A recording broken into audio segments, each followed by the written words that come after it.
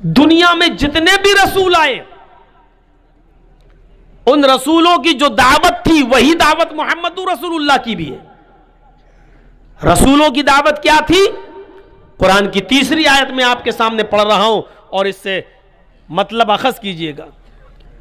वलक़द बअसना फी कुल्लि उम्मतिन रसूलन अन अअबुदुल्लाह वज्तनिबुत तागूत। हमने हर उम्मत के अंदर एक रसूल भेजा। देखिए अल्लाह ने कितने जोरदार अंदाज में कहा है, हर उम्मत के अंदर एक रसूल भेजा, हर कौम के अंदर एक रसूल आया, हर बिरादरी के अंदर एक नबी आया। वलक़द बअसना फी कुल्लि उम्मतिन रसूलन, हमने हर उम्मत के अंदर एक रसूल भेजा। उस रसूल की दावत क्या थी? अन अअबुदुल्लाह, एक अल्लाह की इबादत करना। अन अअबुदुल्लाह, एक अल्लाह के सामने सर झुकाना। अन अअबुदुल्लाह, एक अल्लाह की परिस्तिश करना, एक अल्लाह की इबादत करना। वज्तनिबुत तागूत, और तागूत की इबादत से, तागूत की पूजा से बचना। तागूत किसको कहते हैं? मुख्तसरन बता दूं, अल्लामा इब्नुल क़य्यिम अल जौज़ी रहमतुल्लाह अलैह ने तागूत की तारीफ में लिखा है, कुल्लु मा उबिदा मिन दूनिल्लाह, हर वो चीज तागूत है जिसकी इबादत अल्लाह के अलावा की जाए। अल्लाह के अलावा किसी और की, जिसके भी सामने सर झुकाया जा रहा है, तागूत है। अल्लाह के अलावा किसी और से मांगा जा रहा है तो तागूत है। अल्लाह के अलावा किसी और की इबादत की जा रही है तो वो तागूत है। अल्लाह के अलावा किसी और की परस्तिश की जा रही है तो वो तागूत है। तो हर नबी की दावत यही थी कि एक अल्लाह की इबादत करना, और मोहम्मद रसूलुल्लाह सल्लल्लाहु अलैहि वसल्लम की दावत भी यही थी कि एक अल्लाह की इबादत करना, उसी को अपना माबूद मानना, उसी को अपना रसूल, उसी को अपना मसजूद मानना। अल्लाह के रसूल सल्लल्लाहु अलैहि वसल्लम ने कभी किसी को यह पैगाम नहीं दिया कि वो मेरे सामने भी झुके, मुझसे भी मांगे। आपको ताज्जुब होना चाहिए, एक मौका तो ऐसा आया कि जब मक्के से मदीना की तरफ अल्लाह के नबी जनाब मोहम्मद रसूलुल्लाह तशरीफ ले जा रहे हैं, और मदीने में जब एंट्री करते हैं तो मदीने की औरतें अपने छतों के ऊपर चढ़कर देख रही हैं कि देखें मोहम्मद रसूलुल्लाह सल्लल्लाहु अलैहि वसल्लम की सवारी किसके मकान पर रुकती है। वो मोहम्मद रसूलुल्लाह का दीदार करना चाहती थी। मदीने की औरतें मदीने की अपने घरों की छतों पे चढ़ गईं, और मदीने की छोटी छोटी बच्चियां 6-6 साल की, 5-5 साल की, अपने हाथों में ढोल लेकर दफ बजा रही हैं, दफ बजाती जा रही हैं। मदीने की छोटी छोटी बच्चियां और गीत गाती जा रही हैं। आज मदीने का हर एक शख्स खुश है कि आज मोहम्मद रसूलुल्लाह हमारे यहां तशरीफ ला रहे हैं। जब नबी अकरम की सवारी मदीने में एंट्री करती है, मदीने की औरतें छतों पे चढ़ के ये मंजर देख रही हैं कि देखें आज मोहम्मद रसूलुल्लाह की सवारी किसके यहाँ रुकेगी। और छोटी छोटी बच्चियां गीत गा रही हैं, और उन गीत में अल्फाज उनके ये जबान से अदा हो रहे हैं, तलाल बद्रु अलैना मिन सनय्यातिल वदाई, तलाल बद्रु अलैना मिन सनय्यातिल वदाई, वजब शुक्र अलैना मादा लिल्लाहि दाई। ये अल्फाज उनकी जबानों से अदा हो रहे हैं, उनकी जबान से ये जुमले निकल रहे हैं, तलाल बद्रु अलैना मिन सनय्यातिल वदाई। अल्लाह का शुक्र है आज 14वीं रात का चांद फारान की चोटियों से चमका है। आज मक्के से तुलू हुआ है और मदीने में तशरीफ लाया है। आज फारान की चोटियों से 14वीं रात का चांद चमका है, नमूदार हुआ है। वजब शुक्र अलैना मादा लिल्लाहि दाई, इस पर हम अल्लाह का जितना भी शुक्र अदा करें वो कम है, इस पर हम अल्लाह की जितनी भी तारीफ करें कम है। नबी अकरम की शान में वो छोटी छोटी 5-5, 6-6 साल की बच्चियां ये गीत गा रही हैं। अल्लाह के नबी ने जब उनकी जबान से निकलने वाले इस गीत को सुना तो आप मुस्कुरा दिए। जब आप मुस्कुराए और मदीने की छोटी छोटी बच्चियों ने जब मोहम्मद रसूलुल्लाह को देखा तो उनकी जबान से ये जुमला भी निकल गया एक लड़की छोटी सी बच्ची ने ये जुमला अपनी जबान से अदा कर दिया, वफीना नबिय्युन यअलमु मा फी गद। आए मदीने वालों, आज हमारे दरमियान एक ऐसे नबी तशरीफ लाए हैं, आज हमारे दरमियान एक ऐसे पैगंबर आ गए हैं जो कल की बात भी जानते हैं, जो कल का इल्म भी रखते हैं, कल क्या होने वाला उनको मालूम है। अल्लाह के नबी जनाब मोहम्मद रसूलुल्लाह ने जब ये जुमला उस छोटी सी बच्ची के मुंह से सुना तो आप अपनी सवारी से उतर गए और उस छोटी सी बच्ची के पास आए और आपने फरमाया, दई हाज़िहिल कलिमात, बेटी इस जुमले को छोड़ दो, बेटा इस जुमले को पढ़ना छोड़ दो, इनको ये जुमला मत पढ़ो, वही पढ़ो जो तुम पहले पढ़ रही थी। तलअल बद्रु अलैना मिन सनयातिल वदाई वजब शुक्र अलैना मा दआ लिल्लाहि दाई, वही पढ़ो, ये ना कहो वफीना नबिय्युन यअलमु मा फी गद, ये मत कहो कि हमारे पास एक ऐसे रसूल आए हैं जो कल की बात जानते हैं। बेटी अल्लाह की कसम मुझे नहीं मालूम कि कल मेरे साथ क्या होगा, तुम्हारे साथ क्या होगा, मुझे कल का इल्म नहीं है। अल्लाह के रसूल ने शिर्क को इतना भी गवारा नहीं किया। आप नहीं चाहते थे कि अल्लाह के इल्म में हमको भी शरीक किया जाए। मेरे भाइयों, उस छोटी सी बच्ची को भी, छोटी छोटी बच्चियों के कपड़ों पे कौन नजर डालता है, छोटी छोटी बच्चियों की हरकतों पे कौन नजर डालता है, लोग कहते बच्ची है, छोटी है, चलो कोई बात नहीं। मेरे भाइयों, अल्लाह के रसूल भी चाहते तो ऊँटनी से आगे बढ़ सकते थे, अरे बच्ची है कह दिया, लेकिन नहीं, आप ऊँटनी से उतरे क्योंकि आप जानते थे कि अगर आज मैंने इसको टोका नहीं और इसके अकल में और दिमाग में अगर ये बात बैठ गई तो फिर बुढ़ापे तक नहीं निकलेगी। क्योंकि बच्चों को जो शुरू में पढ़ाया और बताया जाता है मेरे भाइयों, वो बुढ़ापे तक उनकी अकल में पैबस्त रहता है। जब बड़े होने के बाद उनको कहा जाए कि ये काम छोड़ो तो क्या कहते हैं वो लोग, अरे ऐसे कैसे छोड़ दें, हम अपने बाप दादा के ज़माने से करते चले आ रहे हैं, बाप दादा को हमने ऐसे ही करते हुए देखा है। बड़ा मुश्किल हो जाता है किसी चीज़ को छुड़वाना। अल्लाह के रसूल ने उसी वक्त उन बच्चियों से कहा, दई हाज़िहिल कलिमात, इन कलिमात को छोड़ो, वही पढ़ो जो पहले पढ़ रही थी। अल्लाह की कसम मुझे नहीं मालूम कि कल मेरे और तुम्हारे साथ क्या मामला किया जाए। ये इस्लाम की खुसूसियत है। मेरे भाइयों, इस्लाम की एक खुसूसियत यह है कि वो दीन तौहीद है। तौहीद हर मजहब में मिलेगी आपको, यहूदियत में तौहीद, ईसाइयत में तौहीद, हिंदू भाइयों में तौहीद, लेकिन साथ में शिर्क भी है। जो ईसाइयत ये कहती हो देयर इज नो गॉड, अल्लाह के अलावा कोई माबूद नहीं है, और उसी ईसाइयत में यह लिखा हुआ हो कि ईसा और मरियम और अल्लाह ये तीनों एक और एक तीन, 1/3 3/1, एक तीन में डिवाइड, तीन एक में, यानी अल्लाह ही ईसा है, अल्लाह ही मरियम है, ईसा ही अल्लाह है, ईसा ही मरियम है, मरियम ही अल्लाह है, मरियम ही ईसा है। यह अकीदा हो जिसका, ईसाइयत में यह है देयर इज नो गॉड, कोई खुदा नहीं अल्लाह के अलावा, लेकिन उसी ईसाइयत में शिर्क भी है।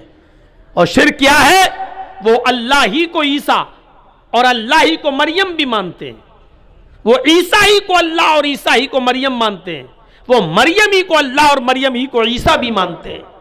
एक को तीन और तीन को एक, ईसाइयों का एक बहुत बड़ा तबका इस अकीदे का हामिल है।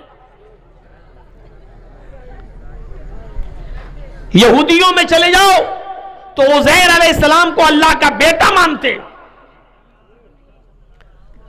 ईसाइयों का एक दूसरा तबका ईसा को अल्लाह का बेटा कहता, सन ऑफ गॉड, और बाकायदा बाइबल में लिखा I will pray the father, मैं अपने बाप से ये दुआ करूंगा। ईसा अलैहिस्सलाम ये कह रहे हैं कि मैं अपने पिता से, अपने बाप से ये दुआ करूंगा, यानी अल्लाह से। ईसा अलैहिस्सलाम अल्लाह को अपना बाप मान रहे हैं। ईसाइयों का एक बहुत बड़ा गिरोह ईसा को सन ऑफ गॉड कहता, अल्लाह का बेटा कहता है। हमारे हिंदू भाइयों में भी 33 करोड़ देवी देवता हैं, जहां यह लिखा हो एकम ब्रह्मा द्वितीय नास्ते, एक ही ब्रह्मा है दूसरा नहीं, एक ही ब्रह्मांड का रचयिता और रचनाकार, मास्टर ऑफ वर्ल्ड, एक क्रिएटर ऑफ यूनिवर्स एक ही है दूसरा नहीं। जहां इतनी बड़ी तौहीद हो वहां यह भी लिखा है कि 33 करोड़ देवी देवता हैं तुम्हारे। यचित्तियो यो पिम्मिम्मा नस्तस्मा देवी शोरीरिशा। यजुर्वेद के इस मंत्र को देखिए, जहां ये लिखा उसी से मांगो वही सब कुछ देने वाला है। यचित्तियो यो पिम्मिम्मा, उसी से मांगो वही सब कुछ देने वाला है। नस्तस्मा देवी शोरीरिशा, उसके अलावा कोई भी देवी देवता तुम्हें कुछ नहीं दे सकता। जहां इतनी बड़ी तौहीद हो वेदों के अंदर, वहां यह भी हो कि तुम्हारे 33 करोड़ देवी देवता हैं, रोजाना एक देवी को या एक देवता को आप खुश कर सकते हो, और 33 करोड़ को करना जरूरी है। सबको खुश करो। और यह भी कहा एक दिन में एक ही होगा, दो नहीं हो सकते हैं। और एक भी अगर ना खुश रहा, अप्रसन्न रहा, तो जिंदगी भर की तपस्या भंग, जिंदगी भर की इबादत बेकार। अब आप बताइए 33 करोड़ देवी देवताओं को खुश करने के लिए कितना समय चाहिए, कितने दिन चाहिए? 33 करोड़। एक दिन में एक खुश होगा, एक दिन में दो नहीं हो सकते, तो 33 करोड़ दिन चाहिए 33 करोड़ देवी देवताओं को खुश करने के लिए। इंसान के पास इतना समय कहां है कि वो 33 करोड़ दिन तक जिंदा रह सके और 33 करोड़ देवी देवताओं को खुश कर सके। कुरान करीम तौहीद से भरा हुआ, तौहीद की दावत देते हुए कहता कुल हुवल्लाहु अहद, आए नबी कह दो कि अल्लाह एक है, अल्लाहु समद, वो बेनियाज है, लम यलिद वलम यूलद, इसी पर पूरी तौहीद टिकी हुई है। लम यलिद वलम यूलद, उसने किसी को नहीं जना और न वो जना गया है, यानी उसको भी किसी ने नहीं जना, न उसने किसी को पैदा किया, न उसको किसी ने पैदा किया। लम यलिद वलम यूलद, न वो किसी का बेटा है न उसका कोई बेटा है। लम यलिद, न उसने किसी को जना, यानी न वो किसी का बाप है। वलम यूलद, न वो जना गया, यानी न वो किसी का बेटा है, न उसका बाप है, न उसका बेटा है, न उसकी बीवी है। ये तौहीद है खालिस। ये है उदऊनी अस्तजिब लकुम, मुझसे मांगो मैं तुम्हें दूंगा।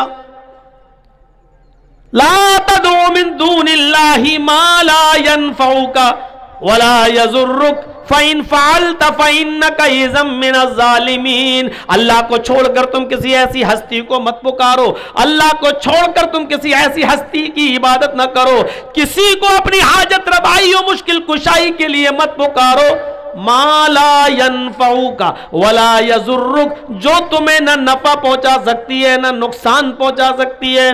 माला यनफउका वला यजुर्रुक, जो तुम्हें न नफा दे सकती है न नुकसान पहुंचा सकती है। माला यनफउका वला यजुर्रुक, जो तुम्हें न नफा दे सकता है न नुकसान पहुंचा सकता है। फ़इन फ़अल्त फ़इन्नका इज़म मिनज़ ज़ालिमीन, अगर तू ऐसा करेगा तो जालिम में लिखा जाएगा। फ़इन फ़अल्ता फ़इन्नका इज़म मिनज़ ज़ालिमीन, अगर तू अल्लाह को छोड़कर किसी और से मदद तलब करेगा, मांगेगा, पुकारेगा, तो तू जालिम कहलाएगा। यही तौहीद है। इस्लाम की खुसूसियत यह है कि यह दीने तौहीद है। दूसरी खुसूसियत यह है कि रिसालत का सही तसव्वुर इस्लाम ने पेश किया है। दुनिया में जितने भी मज़ाहिब हैं, किसी भी मजहब के मजहबी इंसान मजहब को उठाकर देख लो, वो किसको मानते? जिसको भी मानते हैं उन्होंने उसको इंसान ही नहीं रहने दिया। कोई एक मजहब उठा दो, कोई एक धर्म। गौतम बुद्ध के मानने वालों ने, आप चले जाइए नेपाल लुम्बिनी में, मैं गया हूं, गौतम बुद्ध का मंदिर, मुझे जब मेरा प्रोग्राम था लोग मुझे घुमाने के लिए ले गए, मुझे दिखाया गौतम बुद्ध में के मूर्ति के नीचे लिखा हुआ है बुद्ध भगवान। वो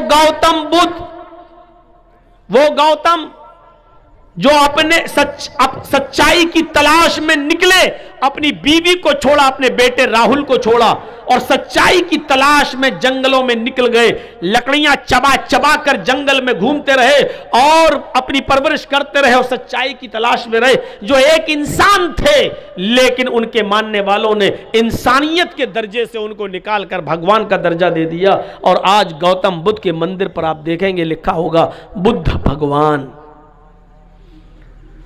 बहुत दूर मत जाइए, दिल्ली चले जाइए, सिखों के गुरुद्वारे में चले जाइए,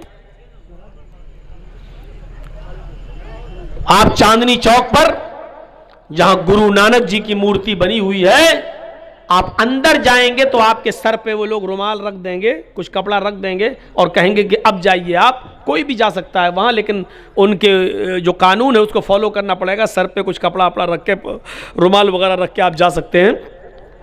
मैंने देखा है मेरे भाइयों, आज भी गुरु नानक की मूर्ति पर लिखा है नानक भगवान। वो गुरु नानक, जब आप गुरु ग्रंथ पढ़ेंगे तो गुरु नानक का एक वाकया गुरु ग्रंथ में आपको मिलेगा एक मुसलमान के ताल्लुक से, कि बहुत कंजूस और बखील एक मुसलमान था, चमड़ी चली जाए दमड़ी न जाए, 1 रुपया नहीं देगा उसके बदले में, चाहे उसकी चमड़ी उधेड़ ली जाए। लगता है ऐसा शख्स खाने में अगर मक्खी भी गिर जाए तो निकाल के फेंकता नहीं होगा, पहले चूसता होगा फिर फेंकता होगा। इतना कंजूस बखील मुसलमान। जब नानक जी को पता चला, ये गुरु ग्रंथ में लिखा है उनकी किताब में, जब उनको पता चला है तो गुरु नानक उसके पास एक सुई लेकर गए। वो सुई जो कपड़ा सिलते हैं जिससे हम लोग, एक छोटी सी सुई उसके पास लेकर गए और गुरु नानक ने उस मुसलमान आदमी से कहा कि मेरे भाई, मैं ये छोटी सी सुई लेकर आया हूं। उसने बड़ी इज्जत की उस गुरु नानक की और कहा ये बैठिए। उसने नाश्ता पानी चाय जो भी उस दौर में चलता था उसने खिलाया पिलाया, और इस गुरु नानक ने चलते वक्त उस मुसलमान को सुई दी और सुई देकर कहा ये आज रख लीजिए, मैं आपके पास अमानत के तौर पे रख रहा हूं, ये सुई आज रख लेना अपने पास संभाल कर, और मैं जा रहा हूं। तुम्हारे धर्म में तुम्हारा अकीदा यह कि एक दिन इंसान मरेगा, फिर दोबारा उसको उठाया जाएगा, कयामत के दिन उसका हिसाब व किताब होगा। मुसलमान ने कहा जी हां। फरमाया बस ये सुई को तुम अभी रख लो, अपने बेटों को भी नसीहत कर दो कि जब तुम मरो तो ये सुई भी तुम्हारे साथ तुम्हारी कब्र तक पहुंचा दें। कल कयामत के दिन जब उठो और जब अल्लाह तुम्हारा हिसाब व किताब ले तो ये सुई मुझे कल कयामत के दिन दे देना। वो मुसलमान कहने लगा आपका दिमाग तो नहीं खराब है, भला ये सुई लेकर कोई ऊपर जाएगा है? तो गुरु नानक ने यही बात उसकी पकड़ ली। और गुरु ग्रंथ में लिखा है कि गुरु नानक ने उस मुसलमान से कहा कि जब एक छोटी सी और मामूली सी सुई तुम ऊपर नहीं ले जा सकते तो इतनी बड़ी दौलत, इतना बड़ा कारोबार, इतनी बड़ी फैक्ट्री, इतने बड़े मकानात और जमीन और जायदाद के तुम मालिक हो, फिर भी तुम्हारे दरवाजे के पास मोहताज और फकीर मायूस होकर मजबूर होकर लौट जाता है, तुम उसको एक दिरहम नहीं, एक दीनार नहीं, 1 रुपया तक नहीं देते हो, तुम एक फूटी कौड़ी नहीं देते हो, उसको भगा देते हो, तो क्या ये सारी की सारी चीजें अपनी छाती पर रखकर ले जाओगे? उस मुसलमान पर बड़े बड़े मुल्ला मौलवियों का असर न पड़ा, लेकिन गुरु नानक की इस बात का इतना असर पड़ा कि गुरु नानक लिखते, गुरु ग्रंथ में लिखा है कि उस मुसलमान ने गुरु नानक की बात मानकर अपनी जमीन और जायदाद सदका और खैरात कर दी, अपना मालो दौलत तकसीम कर दिया, सब गरीबों और मिस्कीनों में लुटा दिया। गुरु नानक ये मिसाल मुसलमान की देकर अपने सिख भाइयों को बताना चाहते थे कि देखो एक मुसलमान हमारी बात इतनी मानता है, तुम सिख बिरादरी के होकर हमारी बात नहीं मानते हो। मैं बताना ये चाहता हूं कि सिखों ने भी उस महान पुरुष को, उस गुरु नानक को भगवान का दर्जा दे दिया, इंसान नहीं रहने दिया। गौतम बुद्ध को बुद्ध भगवान, गुरु नानक को नानक भगवान। जैनियों में चले जाओ तो उन्होंने महावीर जी को भी महावीर भगवान का दर्जा दे दिया। हिंदू भाइयों में आ जाओ, कृष्ण जी और रामचंद्र जी को भी भगवान का दर्जा दे दिया गया। ईसाइयों में चले जाओ, ईसा अलैहिस्सलाम को सन ऑफ गॉड, अल्लाह का बेटा कह दिया गया। मुझे बताओ दुनिया में ऐसा कौन सा मजहब बाकी है जहां उन्होंने अपने यहां आने वाले महान पुरुष को पुरुष और इंसान ही रहने दिया हो, सिवाय इस्लाम के।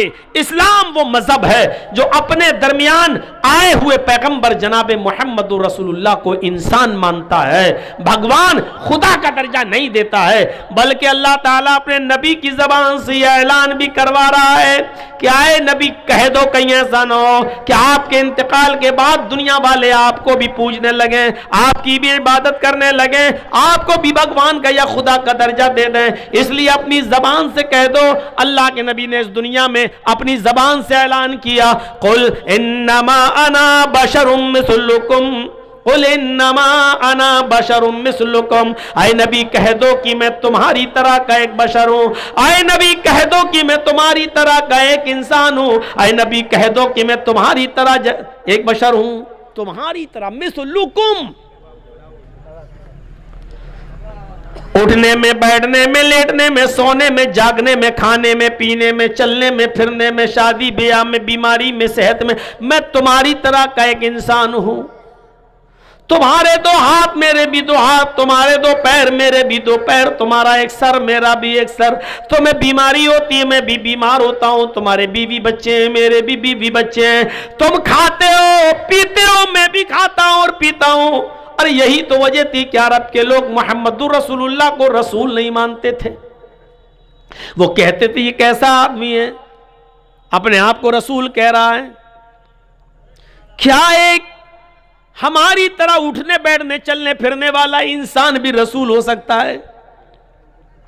और वो कहते थे मा लिहाज़र रसूल याकुलु ताम व यमशी फिल अस्वाक, ये कैसा रसूल है जो हमारी तरह खाता पीता भी और बाजारों में चलता फिरता भी है। यानी उनकी नजर में ये बड़ी अजीब चीज थी। वो कहते थे कि कोई इंसान भी रसूल हो सकता है, चलने फिरने वाला भी। अरब के लोग इंसान मानते थे लेकिन रसूल नहीं। हमारे यहाँ पर एक मुसलमानों का बहुत बड़ा तबका मोहम्मद रसूलुल्लाह को रसूल मानता है लेकिन इंसान नहीं।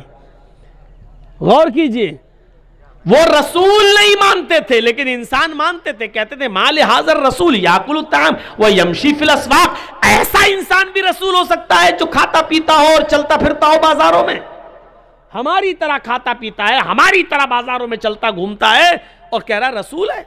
कैसे हम मान लें? और हम रसूल मानते हैं और कहते हैं कि वाह साहब हम जैसे नहीं। इसमें कोई शक नहीं कि अल्लाह के नबी उठने में, बैठने में, लेटने में, सोने में, जागने में, खाने में, पीने में हमारी तरह के एक इंसान थे। और ऐसे इंसान थे कि अल्लाह के नबी सल्लल्लाहु अलैहि वसल्लम के पास एक शख्स आता है, एक सहाबी, बदवी अराबी देहाती आता है और आने के बाद कुछ बात कहना चाहता अपने इलाके की। अल्लाह के नबी सल्लल्लाहु अलैहि वसल्लम ने कहा हाँ बोलो क्या बात। वो आया और कुछ कहना चाह रहा है, अल्लाह के रसूल, और कांपने लगा, थर्राने लगा। अल्लाह के नबी ने कहा बोलो क्या बात है, क्यों डर रहे हो, बोलो। कहा कि वो मैं अपने इलाके के लिए, और फिर कांपने लगा। अल्लाह के रसूल अपनी जगह से उठे और उस देहाती के पास, उस अराबी के पास गए और जाने के बाद उसके दोनों कांधों को पकड़ा, ऐसे दोनों कांधों को पकड़ा और कहा ला तखफ, डरो नहीं, क्यों डर रहे हो। और आगे जो जुमले कहे वो देखिए, इन्नी लस्तु बी मलिक, मैं बादशाह नहीं हूं।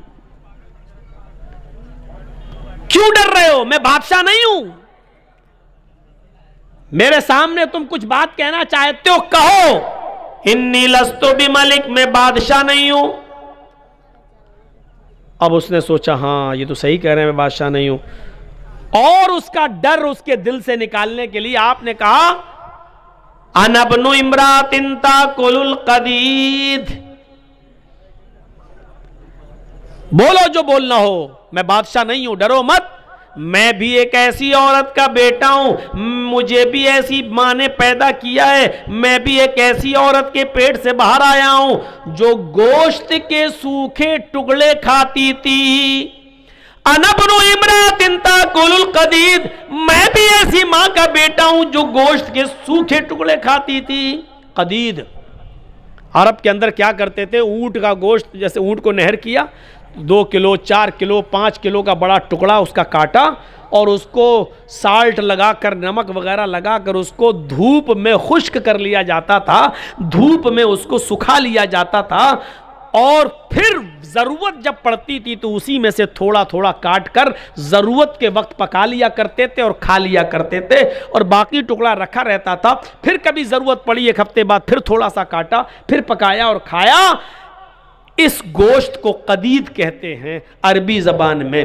तो अल्लाह के नबी ने क्या फरमाया, आना बनो इमरातिन ताकुलुल कदीद, क्यों डरते हो मुझसे, मैं भी ऐसी मां का बेटा हूं जो गोश्त के सूखे टुकड़े खाती थी। यानी ताजा गोश्त भी जिसको खाने को नहीं मिलता था, कभी 4-5 किलो का टुकड़ा साल्ट नमक वगैरह लगा के धूप में सुखा लिया और जरूरत पड़ी तो उसी में से काट के पका लिया। यह गोश्त का टुकड़ा 2-2, 3-3, 4-4, 5-5 महीने चला करता था। गोश्त के सूखे टुकड़े खाने वाली औरत का बेटा हूं मैं। उसके बाद उस देहाती का डर निकला नबी अकरम सल्लल्लाहु अलैहि वसल्लम के ताल्लुक़ से, और फिर उसने अपनी बात अल्लाह के रसूल के सामने रखी। मैं बताना ये चाहता हूँ कि लोगों ने तसव्वुर क्या दिया है अपने अपने महान पुरुषों के बारे में। किसी ने बुद्ध भगवान, किसी ने नानक भगवान, किसी ने महावीर भगवान, किसी ने कृष्ण भगवान, किसी ने राम भगवान, किसी ने सन ऑफ गॉड ईसा को अल्लाह का बेटा, किसी ने कुछ किसी ने कुछ। लेकिन इस्लाम ने तसव्वुर यही दिया कि मुहम्मदुर रसूलुल्लाह भगवान नहीं थे, खुदा नहीं थे, अल्लाह नहीं थे, बल्कि वो एक ऐसी मां के बेटे थे जो गोश्त के सूखे टुकड़े खाती थी। यहां से हम अंदाजा लगाएं कि खुसूसियत क्या है इस्लाम की। इतनी सादगी कोई पेश करेगा? अल्लाह के नबी सल्लल्लाहु अलैहि वसल्लम ने भी कभी अपनी जबान से ऐसे जुमले अदा नहीं किए, न करवाए, बल्कि आपको लोगों को यह सिखाने में अच्छा लगता था कि ला इलाहा इल्लल्लाह मुहम्मदुर रसूलुल्लाह, मुहम्मदुर रसूलुल्लाह के अलावा आप ये कहलवाया करते थे कि ये कहो अशहदु अन्ना मुहम्मदन अब्दुहु व रसूलुहु। इसमें अब्दियत का इकरार भी है और रिसालत का इकरार भी है। इस बात का इकरार करो और गवाही दो कि अल्लाह के अलावा कोई माबूद नहीं, और इस बात की भी गवाही दो कि मोहम्मद अब्दुहु अल्लाह के बंदे हैं और उसके रसूल हैं। इस बात का इकरार करो कि पहले बंदे हैं और बाद में रसूल हैं। तो मेरे भाइयों, ये इस्लाम ने तालीम दी है और शिक्षा दी है। जब आपने यहूद और नसारा को देखा, जब आपने यहूद और नसारा को देखा कि वो अपने अपने नबियों की कब्रों को सजदा कर रहे हैं, तो आपको बड़ा मलाल हुआ।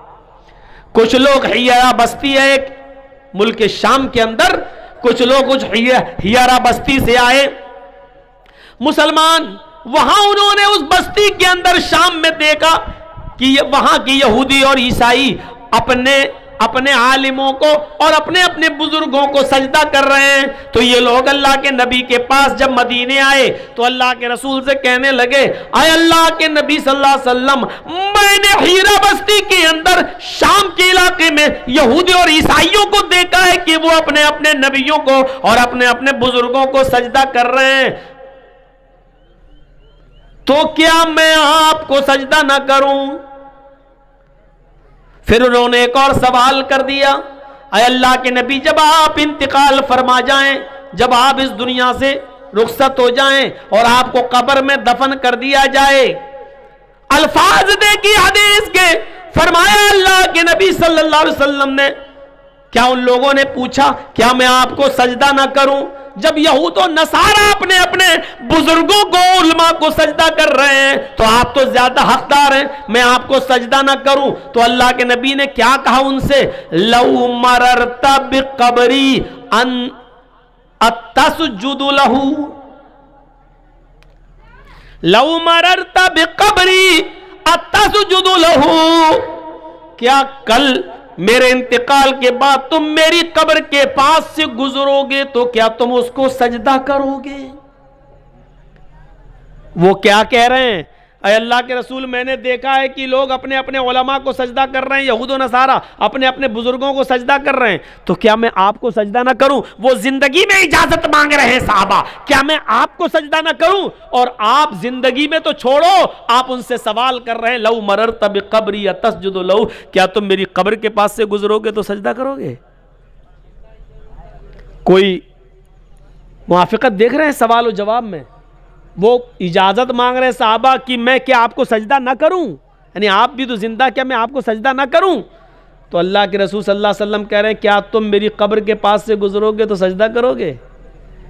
यानी आपको फिक्र अपनी जिंदगी की नहीं है, आपको फिक्र है अपने इंतकाल के बाद कहीं ये लोग मेरी कब्र को सजदा ना करने लगे। जिंदगी में तो मैं इनको रोक लूंगा, अभी मैं बाहयात हूं, मैं इनको मना कर दूंगा, मैं इनको रोक लूंगा, अभी तो मेरे पास ताकत है रोकने की, अभी मैं मना कर दूंगा, नहीं मुझे सजदा बिल्कुल मत करो। तो जिंदगी में तो मैं रोकने की ताकत रखता हूं, तो आपको फिक्र हुई कहीं मेरे इंतकाल के बाद ये सजदा ना करने लगे मेरी कब्र पर। तो आपने क्या कहा? लऊ मररत बिक़ब्री अतस्जुदु लहू, कल तुम मेरी कब्र के पास से गुजरोगे तो सजदा करोगे? उन्होंने कहा ला नहीं अल्लाह के रसूल, नहीं, कब्र के पास से गुजरूंगा तो सजदा नहीं करूंगा। आपने कहा फला तफअलू, ऐसा करना भी नहीं। उन्होंने कहा मैं नहीं करूंगा, आपने कहा ऐसा करना भी नहीं। उसके बाद अल्लाह के नबी ने फरमाया लानतुल्लाहि अलल यहूदी वन नसारा इत्तखज़ू कुबूर अंबियाइहिम मसाजिद, अल्लाह की लानत हो यहूदियों पर और नसरानियों पर जिन्होंने अपने अपने अंबिया की, अपने अपने पैगंबरों की कब्रों को सजदागाह बना लिया, जिन्होंने अपने अपने रसूलों की और अपने अपने नबियों की कब्रों पर सजदा करने की जगह बना लिया। साहिब अर्रहीक़ुल मख़तूम मौलाना सफ़ीउर रहमान साहब मुबारकपुरी रहमतुल्लाह अलैह की किताब पढ़िए माया नाज़ तसनीफ़ अर्रहीक़ुल मख़तूम, और आखिरी वक्त के नबी के हालात। तो नबी अकरम ने इंतकाल से 2 दिन पहले ये दुआ भी मांगी थी अल्लाह तबारक व तआला से, अल्लाहुम्मा ला तजअल क़ब्री वस्नन युअबद, अल्लाहुम्मा ला तजअल क़ब्री वस्नन युअबद, आय अल्लाह मेरे इंतकाल के बाद मेरी कब्र को बुत खाना ना बना देना, अल्लाह मेरी कब्र को मेरे इंतकाल के बाद ऐसी जगह ना बना देना जहां लोग इबादत करने लगे, मेले ठेले लगने लगे, ज़ियारतें होने लगे, चिराग जलने लगे, ये सब होने लगे। आपने मना किया और आपने फरमाया, दुआ भी की अल्लाह, पहले तो ये कहा अल्लाह की लानत हो यहूद और नसारा पर जिन्होंने अपने अपने नबियों की कब्रों को सजदागाह बना लिया, और बाद में ये दुआ भी कर ली कि अल्लाह मेरी कब्र को सजदागाह मत बना देना, मेरी कब्र को चूमने चाटने की जगह ना बना देना। मेरे भाइयों, यहाँ से आप सीखिए कि आपने अपने बारे में क्या कहा। ये सिर्फ इस्लाम की खुसूसियत है, सिर्फ इस्लाम की, वरना हिंदू धर्म, हिंदू भाइयों में देवी देवता नहीं। एक बेटा अपने शराबी और जुआरी बाप के भी पैर छूता है और उसको भी रुकू करता और सजदा करता है। एक पत्नी अपने जुआरी और कबाबी पति के भी पैर छूती है। इस्लाम के तसव्वुर को समझने की कोशिश करो तो इस्लाम तौहीद, दीन तौहीद भी है, दीन रिसालत भी है, रिसालत का सही तसव्वुर पेश करता है। और हिंदू मज़हब की किताबों में भी लिखा है कि आखिरी नबी भगवान नहीं इंसान होगा, उसका नाम अहमद होगा। वेदा हामिद पुरुष महानिमादित्य वरुण तपस प्रस्ताव यन्याया, वेदा हामिद पुरुष अहमद पैदा होगा, अहमद जन्म लेगा, पुरुष से महानिमादित्य महान पुरुष होगा, उसके बराबर कोई दूसरा नहीं होगा। पुरुष इंसान कहा गया है वेदों में, अहमद नाम बताया गया है। अल्लाह के नबी के 2 नाम थे ना, एक मोहम्मद और अहमद, दोनों नाम कुरान में आए हैं।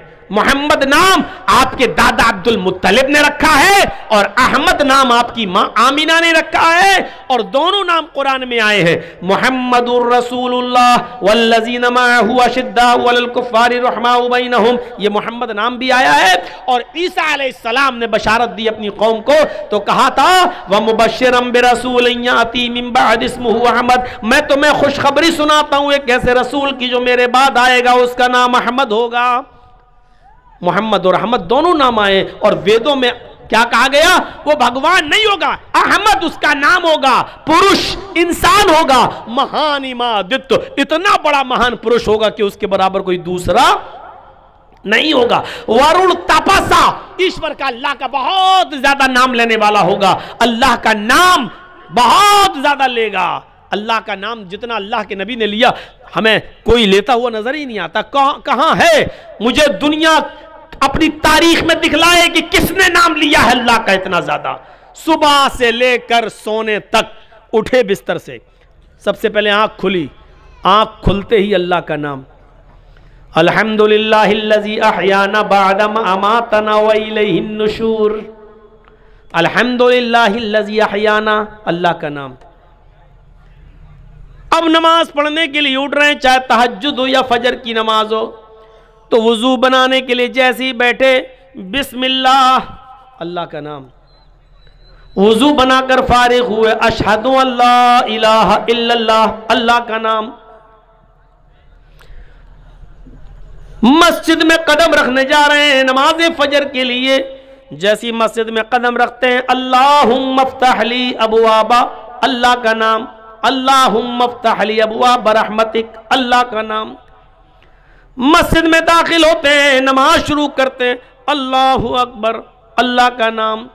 जब तक खड़े हैं अल्लाह की हम्दो सना व तारीफ, अल्लाहुम्मा बाइद बैनी व बैना खताया या सुब्हानक अल्लाहुम्मा व बिहम्दिका व तबारक अस्मुका, अल्हम्दुलिल्लाहि रब्बिल आलमीन अर्रहमानिर रहीम मालिकी यौमिद्दीन, अल्लाह की हम्दो सना।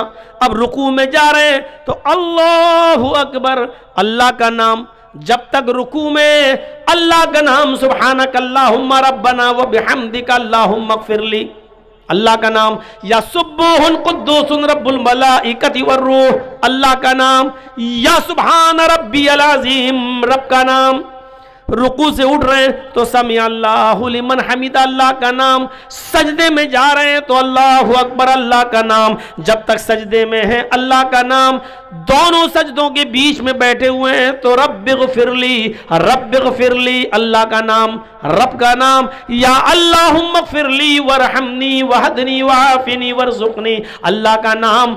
आखिरी रकात में बैठे हैं तो अत्तहियात में बैठे हैं तो अल्लाह का नाम, अत्तहियातु लिल्लाहि वस्सलावातु वत्तय्यबात, अल्लाहुम्मा सल्लि अला मुहम्मद, अल्लाहुम्मा बारिक अला मुहम्मद, अल्लाहुम्मा इन्नी अऊज़ु बिका मिन अज़ाबिल क़ब्र व अऊज़ु बिका मिन फितनतिल मसीहिद दज्जाल, या अल्लाहुम्मा इन्नी ज़लमतु नफ़्सी ज़ुल्मन कसीरन व ला यग़फ़िरु ज़ुनूबा इल्ला अंत।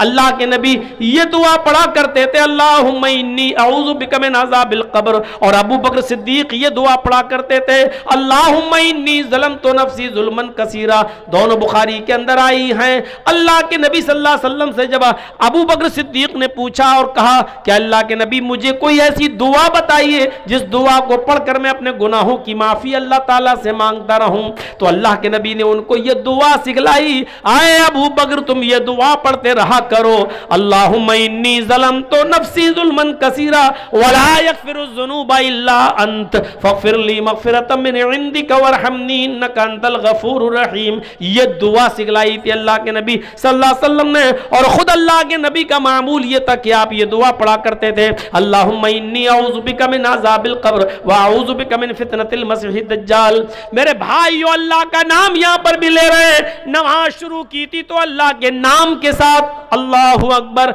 अब जब नमाज कंप्लीट करके खत्म करने का वक्त आया तो अल्लाह ही के नाम पर खत्म कर रहे हैं, अस्सलामु अलैकुम व रहमतुल्लाह, अल्लाह का नाम। नमाज से फारिग, अब जब तक मस्जिद में बैठे अल्लाह का नाम, अल्लाहु अकबर, अस्तगफिरुल्लाह, अस्तगफिरुल्लाह, अस्तगफिरुल्लाह, अल्लाहुम्मा अंतस्सलाम व मिनकस्सलाम, अल्लाहु ला इलाहा इल्ला अंता सुब्हानका इन्नी कुन्तु मिनज़ ज़ालिमीन, या ला इलाहा इल्लल्लाह वहदहु ला शरीका लहु लहुल मुल्कु व लहुल हम्द व हुवा अला कुल्लि शैइन क़दीर, अल्लाहु ला इलाहा इल्ला हुवल हय्युल क़य्यूम ला तख़ुज़ुहु सिनतुन व ला नौम, क़ुल अऊज़ु बिरब्बिल फ़लक़ क़ुल अऊज़ु बिरब्बिन नास क़ुल हुवल्लाहु अहद, सुब्हानल्लाह, अल्हम्दुलिल्लाह, अल्लाहु अकबर। जब तक मस्जिद में बैठे हैं अल्लाह का नाम। अब मस्जिद से निकल रहे हैं तब भी अल्लाह का नाम, अल्लाहुम्मा इन्नी अस्अलुका मिन फ़ज़लिक घर में दाखिल हो रहे हैं तो अस्सलामु अलैकुम व रहमतुल्लाह, घर से बाहर निकल रहे हैं बिस्मिल्लाहि तवक्कलतु अलल्लाह रब्बी व रब्बुकल्लाह, किसी आदमी से मुलाकात हो गई अस्सलामु अलैकुम व रहमतुल्लाह, मुसाफा कर रहे हैं तो यगफिरुल्लाहु लना व लकुम, छींक आई तो अल्हम्दुलिल्लाह, सामने वाला छींक दिया और उसकी मुंह से निकल गया अल्हम्दुलिल्लाह तो उसको जवाब दे रहे हैं यरहमुकल्लाह। कपड़ा पहन रहे हैं तो अल्लाह का नाम, कपड़ा उतार रहे हैं तो अल्लाह का नाम, घर में दाखिल हो रहे हैं तो अल्लाह का नाम, घर से निकल रहे हैं तो अल्लाह का नाम, किसी ऊंची जगह पर चल रहे हैं तो अल्लाहु अकबर, किसी ऊंचाई से नीचे पहाड़ी से नीचे उतर रहे हैं तो सुभान अल्लाह। एक मिनट ऐसा बता दो कि जिस मिनट में मोहम्मद रसूलुल्लाह की जबान अल्लाह का नाम न ले रही हो। खाना खा रहे हैं तो बिस्मिल्लाह, खाना खा के फारिग हुए तो अल्हम्दुलिल्लाह। अगर अपनी बीवी से अपने जायज मतलबात पूरे कर रहे हैं तो उधर भी अल्लाह का नाम, अल्लाहुम्मा जन्निब शैतान व जन्निब शैतानी मा रज़क़ना। गौर करो मेरे भाइयों, यहां तक कि लेटरीन और पेशाब और पैखाने में जा रहे हैं तो उधर भी अल्लाहुम्मा इन्नी अऊज़ु बिका मिनल खुब्सी वल खबाइस। पूरा दिन आपका गुजर गया अल्लाह का नाम लेते लेते, अब बिस्तर पे सोने की बारी आई, उठे थे तो अल्लाह का नाम लेकर, अब सो रहे हैं तब भी अल्लाहुम्मा बिइस्मिका अमूतु व अहया वरुण तपसा।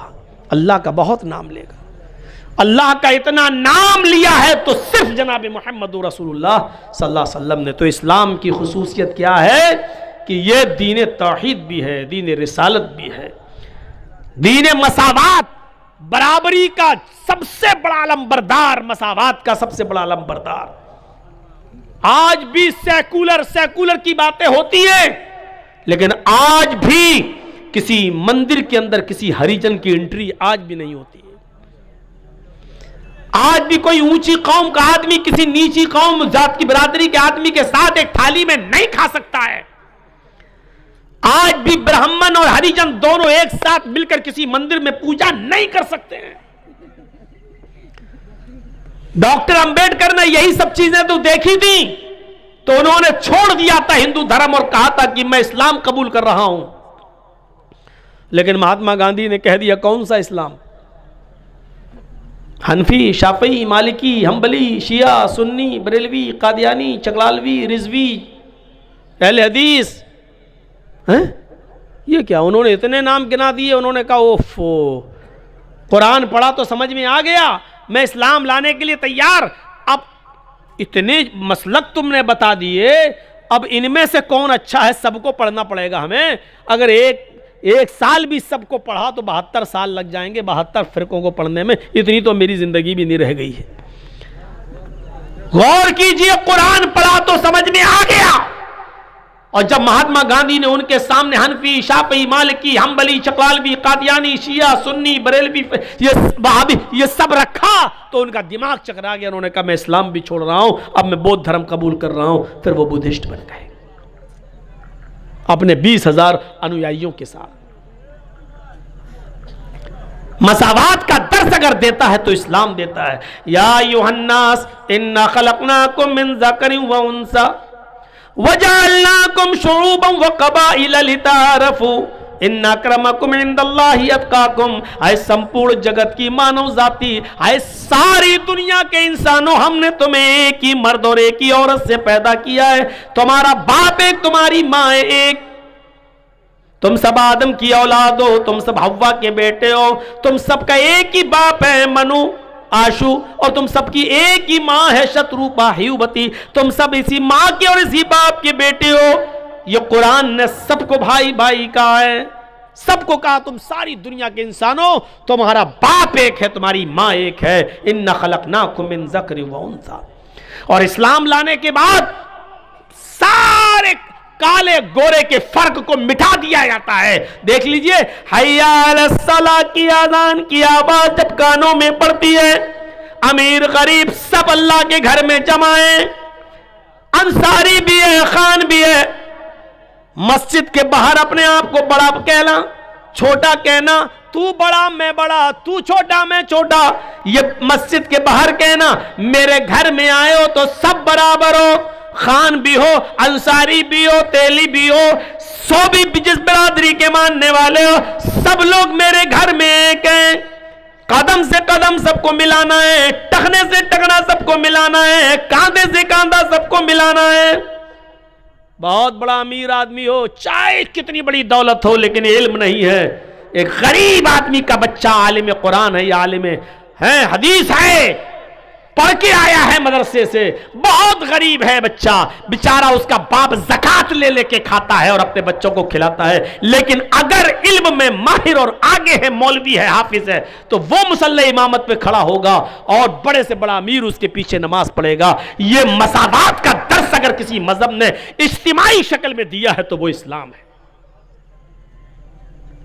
यही आजान की आवाज पार्लियामेंट में एमपी और एमएलए मुसलमानों के लिए भी है, और यही आजान की आवाज सड़कों पर भीख मांगने वाले भिखारियों के लिए भी है। दोनों एक ही वक्त में मस्जिद में आएंगे। अमीर के लिए कोई अलग वक्त और गरीब के लिए कोई अलग वक्त नहीं, अमीर के लिए कोई और मस्जिद नहीं और गरीब के लिए कोई और मस्जिद नहीं। मेरे घर में आए हो तो सब बराबर हो, सब फकीर हो, यहां मांगो मुझसे, अपने घर में दौलत दिखाना, मेरे घर में तुम सब फकीर हो। अंतुमुल फुकरा, आए मस्जिद में आने वालों तुम सब फकीर हो, तुम सब मेरे फकीर हो। वल्लाहु गनीयुन हमीद, अल्लाह गनी है, वो बेनियाज है, वही काबिल तारीफ है, बस अल्लाह ही मालिक है और सब फकीर हैं। ये दर्स देता है इस्लाम।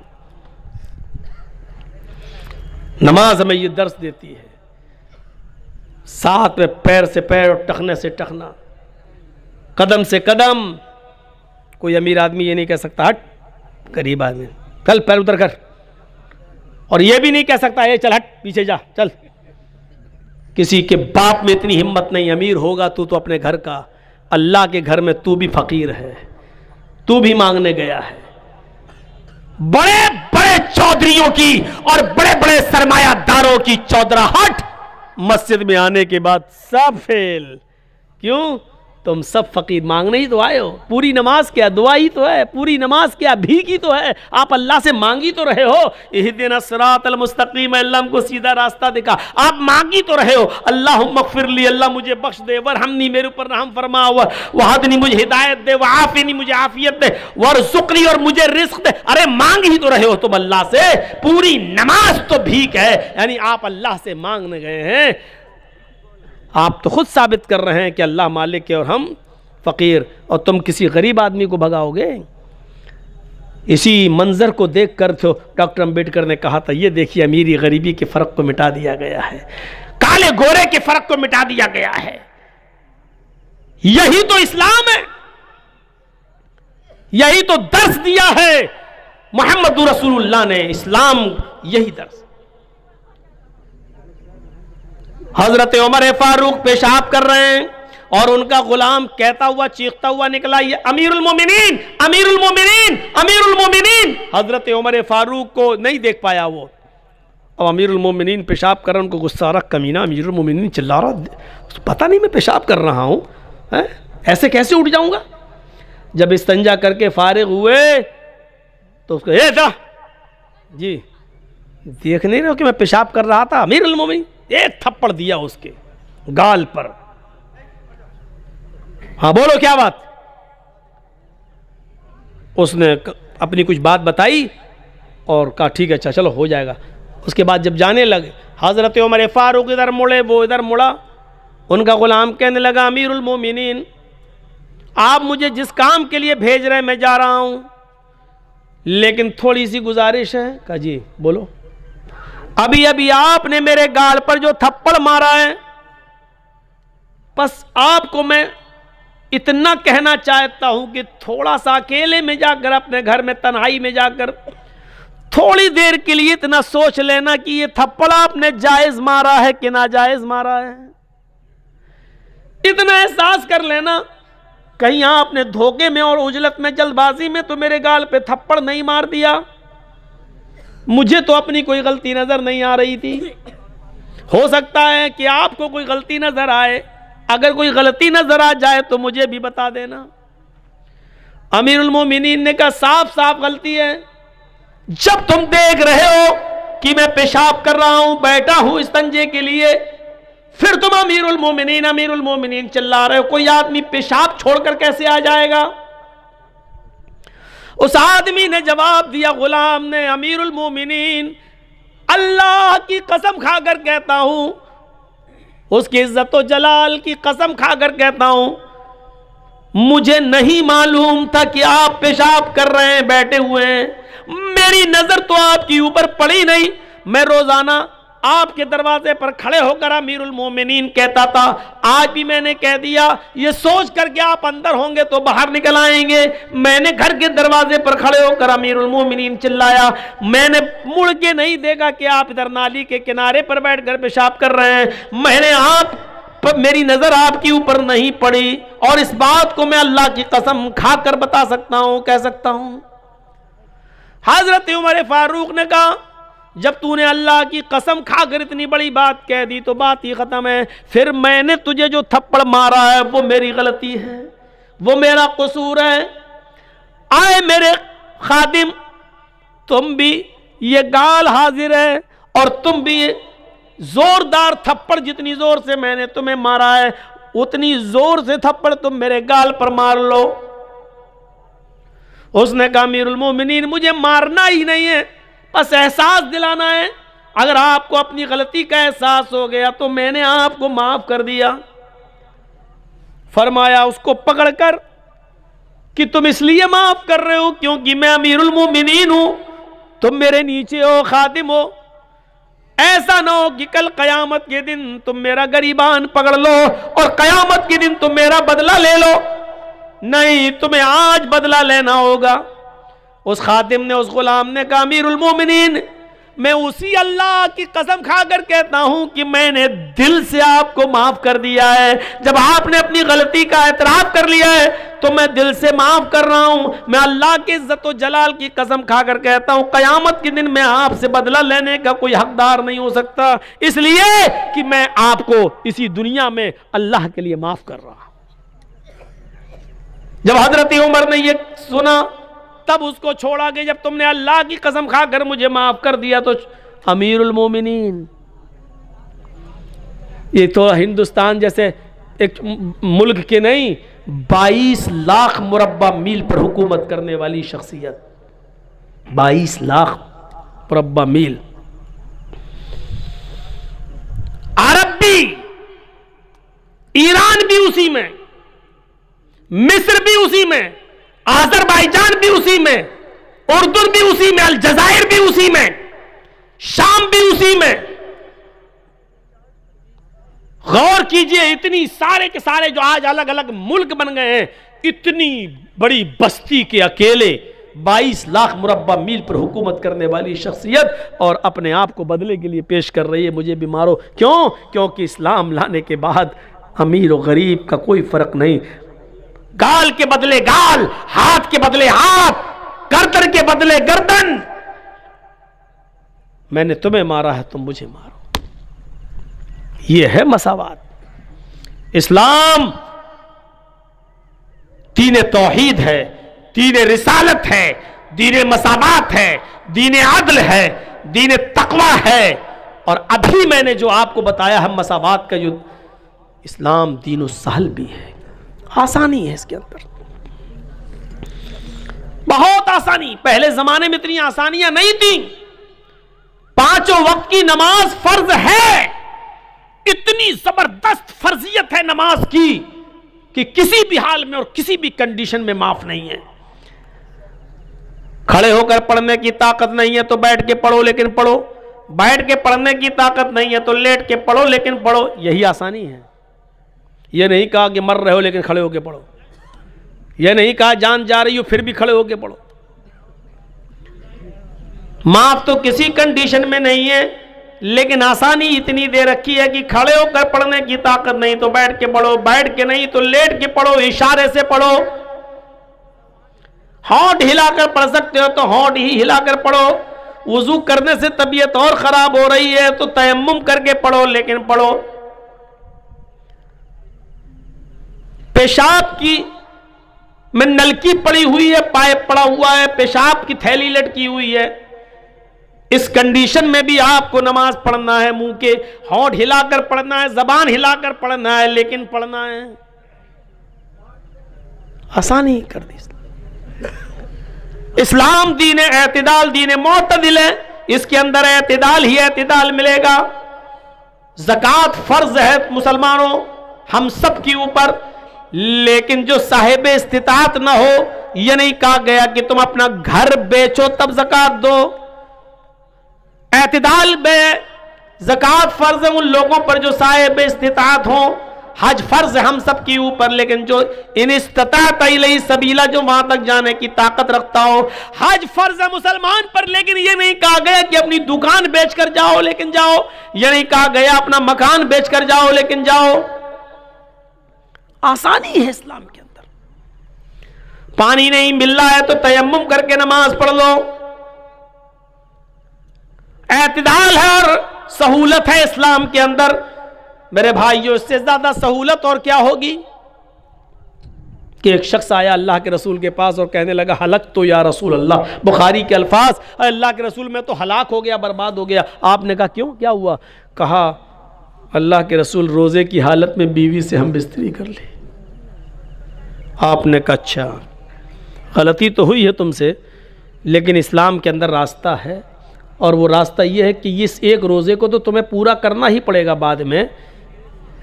अब एक ग़ुलाम आज़ाद करो। कहा अल्लाह के रसूल पूरी ज़िंदगी हमें ग़ुलामी करते हुए हो गई दूसरे की, हम कहाँ के ग़ुलाम आज़ाद कर पाएंगे। अल्लाह के नबी ने फरमाया तो दूसरा ऑप्शन भी है, अगर ग़ुलाम आज़ाद करने की ताकत नहीं है तो 60 रोज़े रखो मुसलसल, पे दर पे कंटिन्यू, शहरैनी मुतताबिऐन, कंटिन्यू रखना है, रेगुलर, पर पे दर पे, एक भी छूटना नहीं चाहिए बीच में। 60 रोज़े मुसलसल बिला किसी उज़्र और बिला किसी बीमारी के, एक भी रोज़ा आपने अगर छोड़ दिया तो अब तक जितने रखे वो सब बेकार। मसलन अगर आपने 50 रोज़े रखे, अब सोचा कि थोड़ा 2-4 दिन आराम कर लें, 10 ही तो रह गए हैं, और जहां आपने बिला किसी उज़्र के, बिला किसी बीमारी के एक रोज़ा भी छोड़ दिया, वो 50 बेकार। आप फिर से रखो 1 से 60। कहता कितने? का 60। कहा अल्लाह के रसूल एक रोज़े का तो ये हाल है, बीवी से मिल बैठा, 60 रोज़े कहाँ से रख लूँगा, मेरे पास 60 रोज़े रखने की भी ताकत नहीं। आपने कहा फिर एक और तीसरा रास्ता है, बस आखिरी, लास्ट वे, आखिरी रास्ता। कहा क्या है, बताइए बताइए। आपने फरमाया 60 मिस्कीनों को खाना खिलाओ। सोचने लगा। आपने कहा क्या सोच रहे हो? कहा कि अल्लाह के रसूल इसके अलावा कोई? का नहीं, सिर्फ 60 मिस्कीनों को, अब ये आखिरी रास्ता है। कहा अल्लाह के रसूल आपको शायद मेरी कंडीशन मालूम नहीं है। आपने कहा अब क्या हुआ? कहा मेरा अपना यह हाल है कि अगर सुबह खाने को मिल जाए तो शाम को भूखा सोता हूं, और शाम को मुझे और मेरी फैमिली को अगर खाने को मिल जाए तो सुबह से लेकर शाम तक भूखा रहता हूं। हमें दोनों टाइम खाना नहीं मिल पा रहा है, मैं 60 मिस्कीनों को खाना कहां से खिला सकता हूं? नहीं है।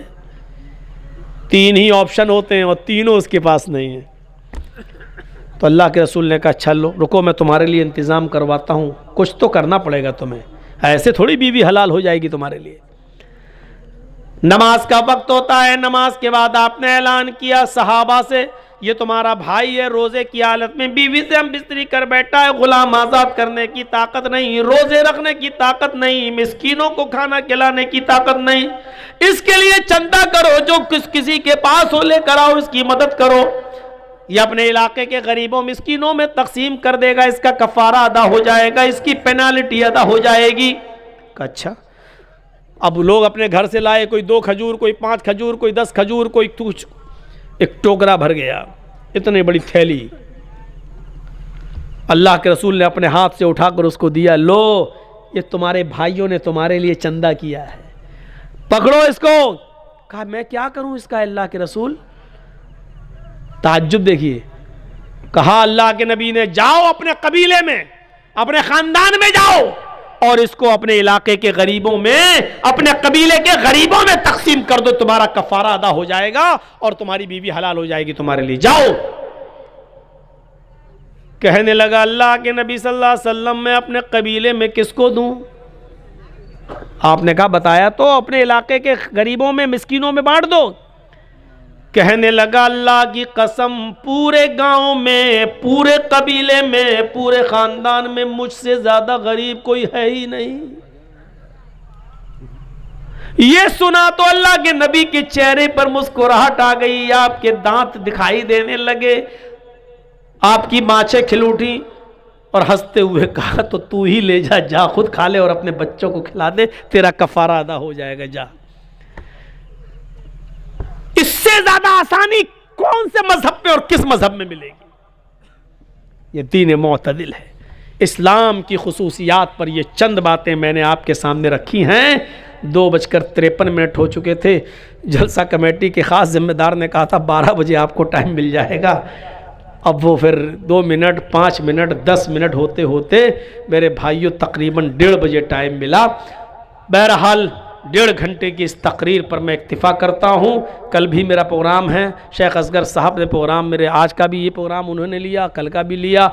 दुआ कीजिए अल्लाह रब्बुल आलमीन इन जलसों के जो असरात होना चाहिए वो हमारी ज़िंदगियों पर मुरत्तब फरमाए। सिर्फ शब बेदारी नहीं होनी चाहिए, हमें अपनी ज़िंदगियों में इनकलाब पैदा करना चाहिए। इस वक्त हमारे मुल्क के जो हालात हैं उनको सामने रखते हुए हर मुसलमान को सोचना चाहिए कि हमें किस तरीके की ज़िंदगी गुजारनी है। मेरे भाइयों बड़ी हिकमत और बड़ी दानाई से और बड़ी होशियारी से काम करना है, बड़ी होशियारी से काम करना है, अक्लमंदी से काम करना और होशियारी से हमें और आपको काम करना। ऐसा ना हो कि एक जंगल के अंदर था वो और एक शिकार शेर ने किया, एक शिकार भेड़िए ने किया और एक शिकार लोमड़ी ने किया। तो फिर शेर ने पूछा बताओ भेड़िए से और लोमड़ी से कि इंसाफ करो ये जानवर कौन खाएगा? तो सब ने, भेड़िए ने फैसला किया। भेड़िए ने कहा कि जो जानवर जिसने मारा है वो खा ले। भेड़िए ने कहा मैंने बकरी मारी, मैं बकरी खा लेता हूँ।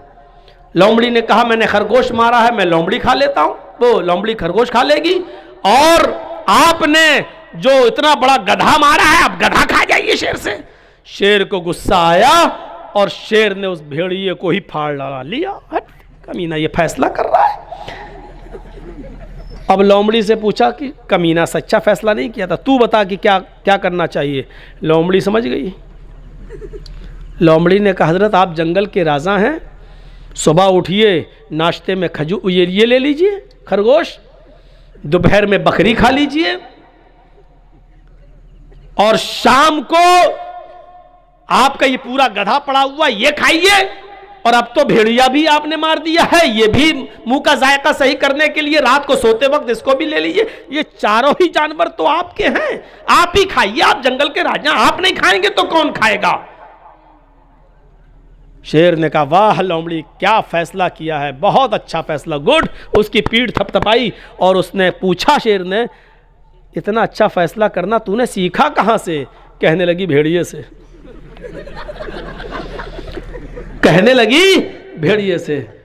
तो मेरे मुसलमानों ऐसा ना हो कि एक खूनख्वार आदमी, आप समझ गए हैं ना, हम सबको खा जाए। इसलिए कभी कभी अक्लमंदी का तकाजा ये है कि अपना भी खाना उसी को दे दिया जाए।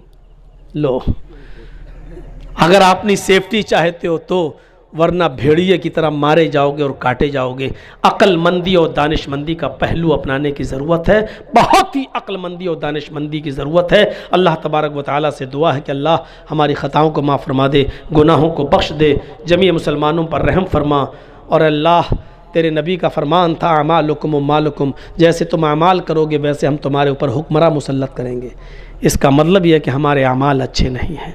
बारिल्लाह हमें अपने अमाल की इस्लाह करने की तौफीक अता फरमा ताकि हमारे ऊपर अच्छे हुक्मरां और ईमानदार हुक्मरां हमारे ऊपर मुसल्लत हों। बारिल्लाह जब तक तो हमें ज़िंदा रख, इस्लाम पे ज़िंदा रखना, और जब हमारा ख़ात्मा हो तो ईमान पर फरमाना। वमा अलैना इल्लल बलागुल मुबीन व आखिरु दावाना अनिल हम्दुलिल्लाहि रब्बिल आलमीन।